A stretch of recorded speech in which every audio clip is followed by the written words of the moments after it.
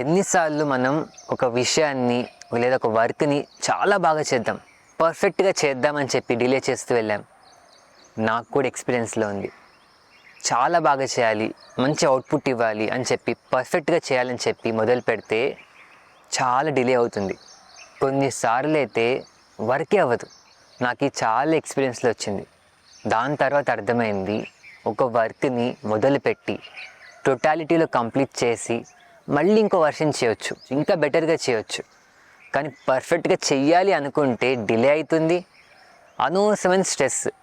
ఎందుకంటే last moment అయిపోతుంది, work ఇచ్చేయాల్సి ఉంటుంది, కష్టమైపోతుంది. ఒక కొటేషన్ కూడా ఉంది కదా, పర్ఫెక్షన్ ఈజ్ న్యూరోసిస్. పర్ఫెక్ట్గా చేద్దాం అనే ప్రాసెస్లో ఎక్కడో మనం ఒక రిజిడ్గా డిస్ట్రిక్ట్ అయిపోతూ ఉంటాం. దాని బదులు టోటాలిటీలో చేసి మళ్ళీ ఎవాల్వ్ చేద్దాం, మళ్ళీ ఎవల్యూషన్ ప్రాసెస్లో ఇంకా బాగా చేసుకోవచ్చు. పర్ఫెక్ట్గా చేద్దాం అన్నంత కాలం కూడా ఒక స్ట్రెస్ లాగా కూడా ఉండిపోతుంది. నాకైతే ఇది బాగా హెల్ప్ అయింది. ఒక వర్క్ని టోటాలిటీలో చేయాలి, మళ్ళీ డెవలప్ చేసుకోవాలి. ఇలా ఎన్ని వర్షన్స్ అయినా చేసుకోవచ్చు. స్ట్రెస్ లేకుండా ఈజీగా బెటర్గా మంచి అవుట్పుట్ ఇవ్వగలుగుతాం.